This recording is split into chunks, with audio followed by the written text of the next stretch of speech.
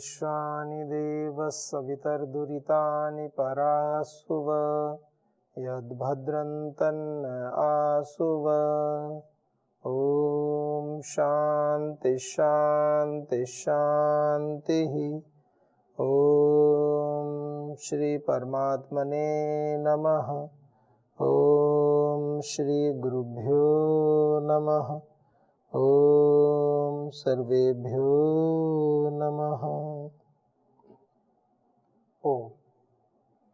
वैदिक संस्कृति हम सबकी साझी संस्कृति, एक ऐसी संस्कृति जो मनुष्य मात्र को जीवन जीने के नए नए नूतन सोपान दिखाती है, प्रेरित करती है और हमारे जीवन के अंतिम लक्ष्य तक हमें पहुंचाने के लिए साधन रूप में स्वयं प्रस्तुत होती है।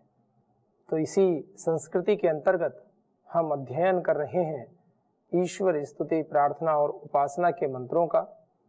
उन्हीं मंत्रों के क्रम में बहुत ही सुंदर मंत्र आज आएंगे। उससे पहले कुछ मंत्रों का हम पारायण कर लेते हैं, जो मंत्र हमने अभी तक किए हैं। ओम विश्वानि देव सवितर दुरितानि परासुव यद भद्रं तन्न आसुव। और पद्यात्मक अर्थ तो हृदय को आह्लादित कर देते हैं, भाव विभोर कर देते हैं, उत्साह से युक्त कर देते हैं।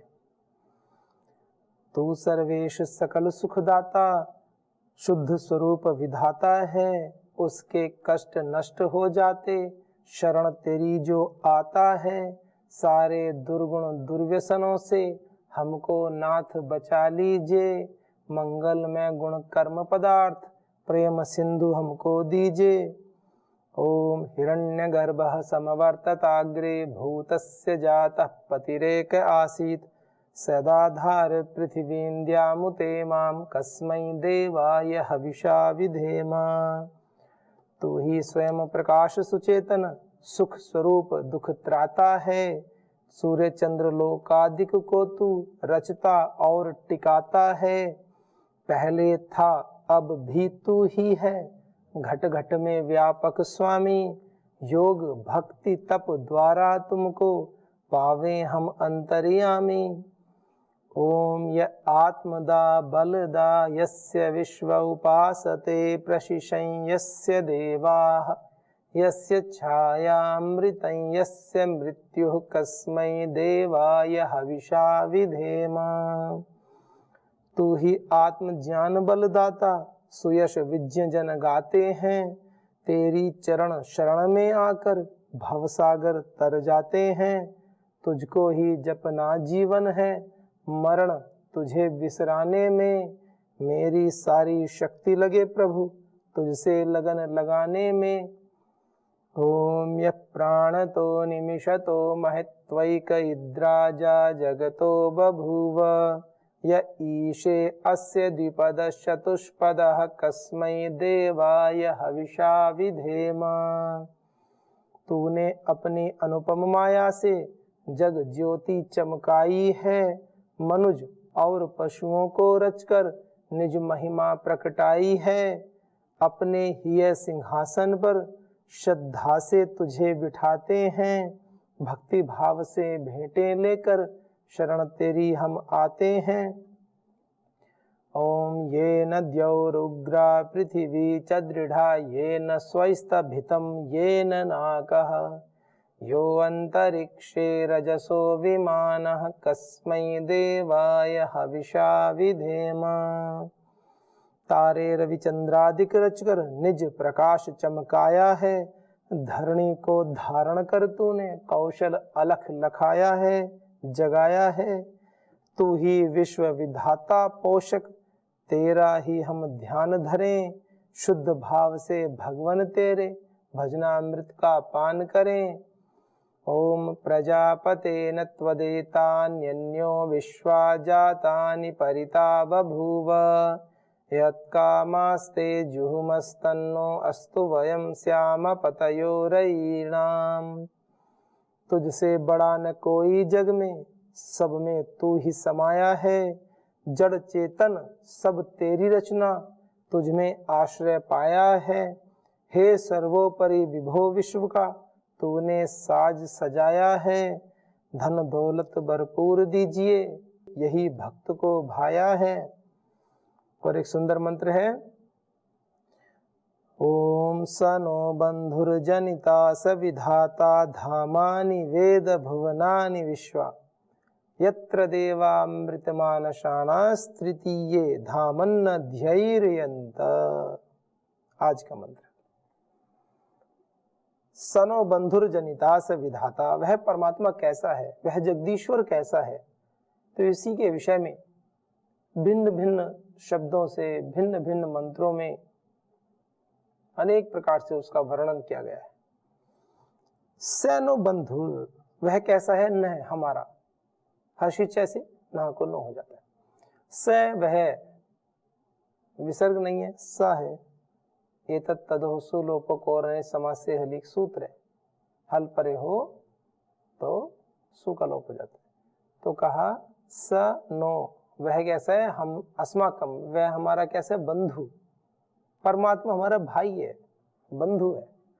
व्यक्ति अपने आप को ना अकेला महसूस करने लगते हैं। कुछ लोग कहते हैं कि वो एक तो होता है अलोन, एक होता है लोनलीनेस। तो जो लोनलीनेस है ना, जो अकेलापन है ना व्यक्ति को, एक होता है एकांत और एक होता है अकेलापन। तो ये अकेलापन है ना, ये बड़ा घातक होता है। व्यक्ति सुसाइड तक कर लेता है और डिप्रेशन में चले जाते हैं। उनको ऐसा महसूस होने लगता है कि इस संपूर्ण सृष्टि में हमारे सिवा तो अब कुछ बचा ही नहीं है, ऐसा लगता है उनको। तो उसी विषय में कहा कि सैनो बंधु, तो वह परमात्मा हमारा क्या है, बंधु है। इसीलिए गुरुकुलीय शिक्षा पद्धति, हमारी वैदिक संस्कृति हमें सदैव इस बात की ओर प्रेरित करती है, इस बात की ओर हमारा ध्यान आकर्षित करती है कि हे मनुष्य, हे मानव, हे भाई, हे बहन, कोई भी मनुष्य मात्र, प्राणी मात्र इस दुनिया में अकेला नहीं है। सदैव दो तो विद्यमान है ही, एक वह स्वयं और एक परमात्मा। सच्चा सखा है। तो कहा सैना बंधु, वह हमारा मित्र है, बंधु है, सखा है। और बार बार इन मंत्रों को कहते हैं। सखा भाव ईश्वर का हमारे प्रति, जैसे भगवान श्री कृष्ण का सुदामा के प्रति था, सखा भाव। बस विश्वास करने की बात है, अपने मित्र तक अपने जो उद्गार है वो पहुंचाने की बात है। आप कहोगे कि वो मित्र ही कैसा, जो मित्र की स्थिति को, परिस्थिति को समझ ना सके। बात तो बिल्कुल सही है। वो मित्र कैसा, मित्र की परिभाषा तो ऐसी होती है कि अपने मित्र के मौन को भी स्वर दे सके। मित्र के मौन के पीछे जो शब्दों का विपुल भंडार है उसको महसूस कर सके, उसका श्रवण कर सके। मित्र के दर्शन मात्र से उसकी परिस्थितियों का अनुमान कर सके। मित्रता तो वह है। और ईश्वर को परम मित्र कह रहे हैं, ईश्वर को कह रहे हैं वो सबका हमारा बंधु है, सखा है। फिर तो इसका आशय यह है कि बताने की आवश्यकता का तात्पर्य वो तो जानता ही है, लेकिन वो अज्ञान का आवरण, वो पात्रता, आप यह सिद्ध तो करो कि क्या आप परमात्मा के मित्र हैं। मित्रता एक पक्षीय तो नहीं होती ना। कोई व्यक्ति किसी आतंकवादी से मित्रता कर ले कि जी मैं तो मित्र हूं, मैं तो मित्र हूं, मार देगा उसको भी वो। हमने देखा है कितने इंसिडेंट, कितनी घटनाएं ऐसी हुई हैं, पड़ोसियों ने ही पड़ोसियों को मरवाया है। कोई विशेष संप्रदाय में नहीं है तो दूसरों को मनुष्य ही नहीं मानते, वो मरवा देते हैं जहां जैसा मौका मिलता है। जब तक शांति है, जब तक उनको लगता है कि हमारे हित पूरे हो रहे हैं, तब तक ठीक है। जहां ऐसा लगेगा कि हमारे हितों पर कोई दिक्कत आ रही है, आप चाहे उनके घर में रहो। ऐसे ऐसे उदाहरण सामने हैं कि बचपन से जिन लोगों को पाला पोसा बड़ा किया, सब कुछ किया, उन लोगों ने मकान मालिक की हत्या कर दी, उनका घर भी कब्जाया, सारा कार्यक्रम किया। जिनको बेटे बेटी की तरह पाल पोस कर बड़ा किया बचपन से, बस दिमाग में ऐसी खुराफात उत्पन्न करा देते हैं वो लोग। मनुष्य ही नहीं मानते, जीने का अधिकार ही नहीं मानते। वो तो एक कानून है, कुछ मजबूरियां, इस वजह से उनको थोड़ा संभल कर चलना पड़ता है। नहीं तो जहां जहां पर संख्या में बहुत अधिक है वहां आप देख लीजिए कि वर्तमान समय में कि जी ये तो पता ही नहीं है, नहीं पता है तो पता कर लो। सब चीजें, सब डेटा, सब आंकड़े उपलब्ध हैं कि जिन देशों में संख्या अधिक में है उन लोगों की वो आप देख लो अपना निकाल करके। पहले 50 साल पहले के डाटा देख लो, 30 साल पहले के डेटा देख लो, 10 साल पहले के डेटा देख लो और वर्तमान के देख लो कि संख्या में क्या दिक्कत आ रही है। कि लुप्त होते जा रहे हैं लोग, वहां से कहाँ जा रहे हैं वो। और एक जगह का नहीं कह रहा हूँ, पूरे पूरे राष्ट्र से वो मूल जनसंख्या लुप्त हो गई। जहां जहां पर ऐसे लोगों का आक्रमण रहा, जहां जहां ऐसे लोगों का उनका निवास हुआ, पूरे पूरे राष्ट्र समाप्त हो गए। उन राष्ट्र का जो मूल धर्म, मूल संस्कृति थी, नष्ट हो गई। कोई हाइपोथेटिक बात या कोई चांद तारों पे बैठ के बातें नहीं बता रहा। मेरे से ज्यादा तो आपको ज्ञान होगा इस क्षेत्र में, ना हो तो कर लो, देख लो अपने आंखों के आगे। एक ग्रिम फैक्ट जिसको बोलते हैं उसको देखो ना, करो। कब तक शुतुरमुर्ग की तरह कहते हैं ना कि आंखें बंद करके रेत में, और उसको ऐसा लगता है कि अब समस्या का समाधान हो गया। जैसे कबूतर आंख बंद कर लेता है बिल्ली को देख करके कि जी दिख ही नहीं रही तो है ही नहीं, और थोड़ी देर में जीवन से हाथ धो बैठता है। ये तो हमारा विषय है ना। तो चलिए, तो कहा कि परमात्मा हमारा बंधु है, सैनो बंधु, वह परमात्मा बंधु है हमारा। अब इसका व्यक्तिगत विवेचन भी किया जा सकता है, प्रैक्टिकल एस्पेक्ट से भी इस पर चिंतन किया जा सकता है। यह एक अलग विषय है, नितांत भिन्न विषय है। इसका प्रैक्टिकल एस्पेक्ट क्या है, व्यावहारिक दृष्टिकोण क्या है? परमात्मा हमारा बंधु है, लोगों को मार देते हैं। परमात्मा तो बंधु है, बंधु तो रक्षा करने आता है, परमात्मा तो रक्षा करने नहीं आता। लाखों लाखों लोगों को उनके घरों से निकाल के भगा देते हैं, जला देते हैं, मार देते हैं, बीच सड़क पर गोली मार देते हैं, आरों से कटवा देते हैं, चीर देते हैं। उदाहरण देख लो आप, भाई मती दास को पूरा आरों से चीर दिया गया, जलते खोलते कढ़ाव में बैठा करके उबाल दिया गया उनके साथियों को। वीर संभाजी, छत्रपति शिवाजी महाराज के पुत्र के विषय में पढ़ो इतिहास। अमर सिंह, महाराणा प्रताप के पुत्र के विषय में पढ़ो। वीर बंदा वैरागी पढ़ो। मतलब जिनको यातनाएं देते परम आदरणीय श्री गुरु गोविंद सिंह जी के विषय में, उनके पुत्रों के विषय में पढ़ो। कुछ तो निष्कर्ष निकालो अपने जीवन में, और इस मंत्र को घटाओ तो सैनो बंधु, वह हमारा बंधु है। तो ऐसा तो दिखता ही नहीं है कहीं भी कि वह हमारा बंधु है। कहां बंधु है, कहां रक्षा करने आया बताओ? जो व्यक्ति इस देश धर्म संस्कृति की रक्षा के लिए लड़े, इतना पुरुषार्थ किया, क्या हमने सही अर्थों में उनका पूरा पूरा सहयोग किया? व्यक्तिगत स्तर पर जब तक वो कर सकते थे उन्होंने किया, लेकिन एक सामूहिक समस्या का समाधान करने के लिए तो समूह की आवश्यकता होती है। क्या हमें ऐसा नहीं लगता कि हमने कहीं ना कहीं उनको कभी तो अकेला छोड़ दिया?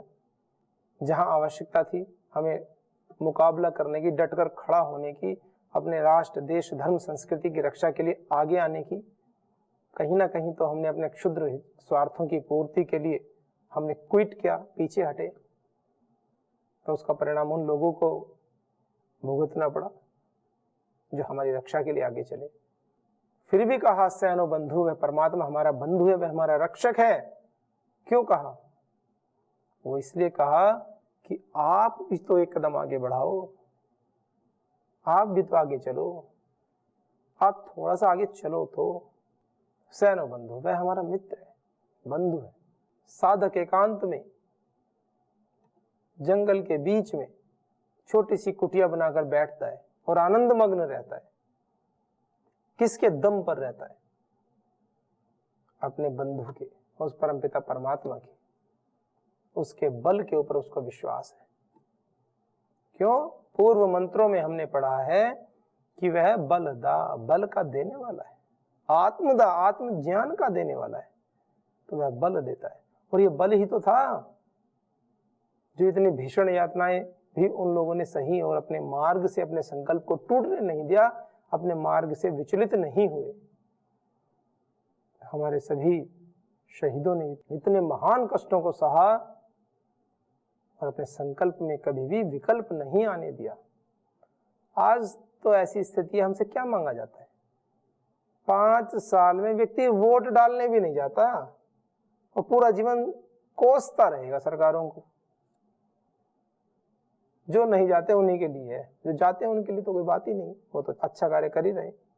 विवेकशील जो लोग, मतलब 5 वर्ष में एक बार, ये कह रहा हूं, रोज का संघर्ष तो बड़ी बात है।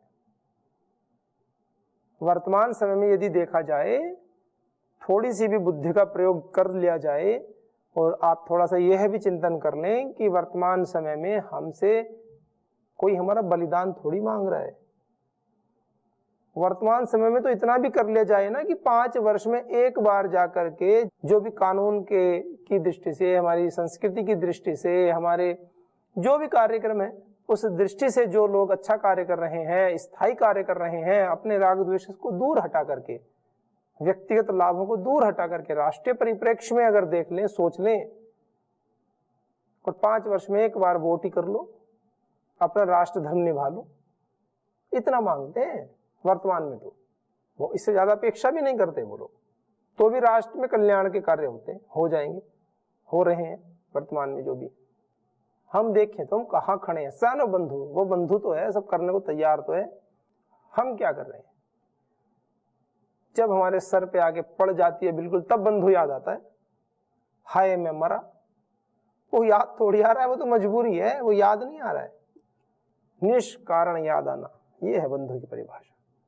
निष्कारण, कोई कारण नहीं होना चाहिए उसको याद करने का कि हमें ये चाहिए, हमें वो चाहिए, हमें यह दिला दो, वो दिला दो, ना, वो हमारा बस बंधु है, बस इतना पर्याप्त है। जैसे वो कहानी सुनाते हैं ना छोटी सी, कि एक बहन पहाड़ पर चढ़ी जा रही थी, उसकी पीठ पर उसका छोटा भाई, 25-30 किलो वेट होगा उसका, छोटा 6-7 साल का भाई अपनी पीठ पर लेकर के वो जा रही थी पहाड़ पे चढ़ते हुए। एक यात्री मिला मार्ग में, उसके पास भी 15-20 किलो का एक बैग था, लगेज। वो थक कर बैठा हुआ था, थोड़ा सा चढ़े फिर थक कर बैठ जाए। उसने नीचे से देखा, एक बहन अपने भाई को लेकर के सीधे सर पर चले जा रही है ऊपर ऐसे ही। उसने पूछा कि मुझे तो ये वजन महसूस हो रहा है, आपको वजन महसूस नहीं हो रहा है क्या? तो उस बहन ने कितना सुंदर उत्तर दिया, उसने कहा वजन? बिल्कुल विस्मय में खो करके, एकदम आश्चर्यचकित होकर के उसने अपने दोनों हाथों को देखा और कहा वजन तो है ही नहीं मेरे पास। चारों तरफ देखा ऐसे करके कि मैं तो कोई वजन लिया ही नहीं है, मेरे पास तो कोई भार है ही नहीं, कोई बैग है ही नहीं है ऐसा। तो नहीं, वजन तो लेके जा रही हो ना आप, तो कहाँ है वजन? ये ऊपर क्या बैठा है? उसने, ये तो मेरा भाई है, इस बात को समझो। उसने कहा मेरे पास कोई वजन नहीं है। और जब उस व्यक्ति ने उसका ध्यान केंद्रित कराया कि ये कौन बैठा है पीठ पे, तो कहा ये वजन थोड़ी, ये तो मेरा भाई है, ये तो मेरा अंग भूत है, मेरा हिस्सा है। ऐसे इस भाव से, ये तो मैं ही हूं, इस भाव से। किसी व्यक्ति को ऐसा लगता है आज तो थक गए, आज तो बहुत वजन लेकर ऊपर चढ़े, कि आज तो हम 100 किलो वजन ऊपर लेके चढ़े। कोई 150 क्विंटल का व्यक्ति हो, वो भी नहीं बोलता कि मैं आज तो 70 क्विंटल एक्स्ट्रा लेके चढ़ा। 2 व्यक्ति जा रहे थे, एक 70 किलो वजन वाला और एक 150 किलो वजन वाला। तो जो 150 किलो वजन वाला व्यक्ति है वो यूं तो कह रहा है कि आज तो बहुत थक रहे हैं, पर यूं नहीं कहेगा कि वेट ज्यादा इसलिए थक रहे हैं, कहेगा कि थक गया, आज तो बड़ी कठिन चढ़ाई है। अरे चढ़ाई कठिन नहीं है भाई, इस 80 किलो वजन एक्स्ट्रा लेके चढ़ रहे हो इसलिए चढ़ाई कठिन है। 80 किलो वजन ज्यादा है इसलिए कठिन है।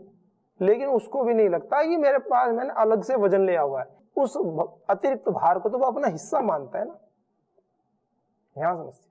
तो हम सबको भी उस आत्म भाव से, जैसे उस छोटी बहन ने कहा कि ये वजन नहीं है, ये तो मेरा भाई है, भाई है, भार नहीं है, भाई।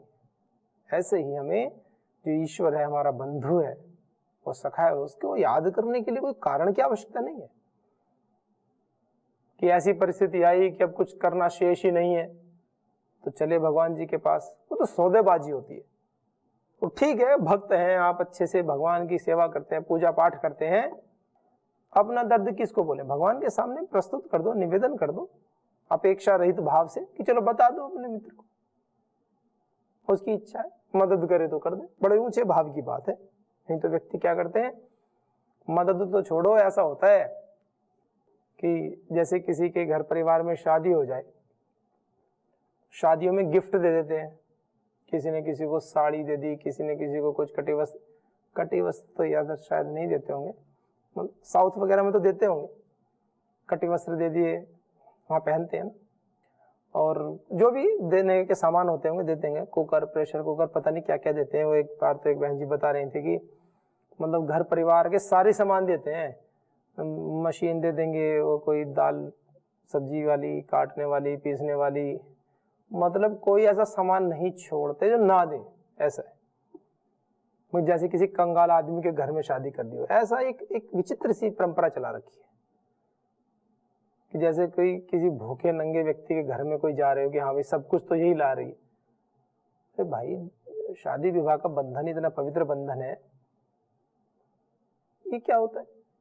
आप सपोज करो कोई व्यक्ति आपके घर में आ रहा है अतिथि, और वो अपने साथ तो गैस भी लेकर आए, पेट्रोल छोटी सी, और एक पात्र भी लेके आए, चाय पत्ती भी लेके आए, दिव्य प्यादी जो भी दूध आदि सब लेके आए, और वो दूसरे घर में आए और अपने चाय वाय सब वहीं पे बना के पिए, उसको पिलाए और फिर चला जाए। ऐसे थोड़ी अतिथि सत्कार होता है कि सब चीज अतिथि ही लेके आए। अतिथि तो अपना आता है, सारी व्यवस्था तो जो दूसरे व्यक्ति उनको करनी। तो प्रारंभिक स्थिति में तो ऐसा कर लें, भाई बाहर से आ रही है, वो एक दूसरे परिवार से आ रही है, तो आपके घर का अंगभूत एक हिस्सा बन के आ रही है, तो उस पर आते ही जिम्मेवारी की सारी चीजें आप ही लाओ, सब रखो, ऐसे थोड़ी होता है। चलिए तो एक अलग ही पक्ष है, और वो बहुत बड़ा पक्ष है ये, है ना। ये तो समाज में बुराई जहर की तरह ऐसे व्याप्त हो गई।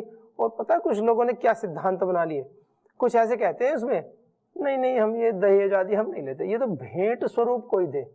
बहुत दिनों पहले की बात है, बहुत काफी समय हो गया, मतलब कुछ सदियों की बात नहीं, मतलब 15-16 साल पहले की बात होगी, ऐसे सुनने में आया था। तो मतलब इन शब्दों से मेरे ऊपर भी थोड़ा सा प्रभाव पड़ा। मैंने सुना ऐसे एक व्यक्ति ने कहा कि जो है ये दहेज आदि तो क्या लेते हैं, तो भेंट ले लेनी चाहिए ऐसे। तो किसी व्यक्ति से चर्चा हो रही थी उनसे, तो उन्होंने भी ऐसा कहा कि दहेज आदि तो ले सकते हैं। तो मैंने दहेज तो नहीं लेनी चाहिए, लेकिन जिसको कोई भेंट देना चाहे तो भेंट तो ले सकते हैं, कि भेंट तो प्रसन्नता पूर्वक दी जाती है। मतलब इतने शातिर लोग हैं ना, शब्दों के जाल में फंसा देते हैं। उस समय मुझे इतना ज्ञान नहीं था इन विषयों का, तो मैंने कहा भेंट तो अच्छी चीज होती है। मतलब उन व्यक्तियों ने मुझे कन्विंस कर दिया इस विषय को लेकर के कि भेंट और दहेज में अंतर। मैंने कहा भाई ये तो मतलब सारे शब्दों के खेल हैं,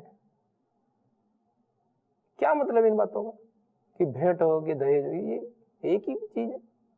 उसमें क्या है, नहीं उसकी भावना लगे, इसकी भावना लगे, कोई भावना नहीं है, लेने के चोंचले हैं, क्षमा करना कड़वी बात है। तो चलिए ये तो अलग अलग पक्ष हैं, आते ही रहेंगे। हम बंधु पे आते हैं। सैनो बंधु, वह परमात्मा कैसा है, हमारा बंधु है, हमारा सखा है, और कैसा समर्थ सखा है। सैनो बंधुर जनिता, उत्पन्न करने वाला है, समस्त प्राणी मात्र को, जगत को उत्पन्न करने वाला उत्पादक है। और कैसा है, स विधाता, विधाता है, समस्त कामनाओं को धारण करके पूर्ण करने वाला भी है। शुभ कामनाएं होंगी, पुरुषार्थ उस दिशा में होगा तो पूर्ण भी करने वाला है। देखो कितनी अच्छी बात बताई जा रही है। परमात्मा इच्छा करेंगे ये कार्य हो जाए हो जाए हो जाए, कार्य तो तब होगा ना, संकल्प करो और पुरुषार्थ करो, अखंड प्रचंड पुरुषार्थ करो। परम श्रद्धेय श्री स्वामी जी महाराज, परम श्रद्धेय श्री आचार्य श्री जी इन विषयों में यही तो कहते हैं बार बार। मनुष्य जीवन की सफलता है पुरुषार्थ की पराकाष्ठा का सातत्य, ये है।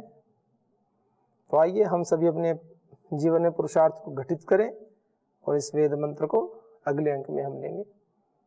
सभी के जीवन में शुभ हो, मंगल हो, अपने अपने कर्तव्यों को सभी करें। इन्हीं शुभ भावों के साथ आज के अंक को विराम देते हैं। ओम शांति शांति शांति।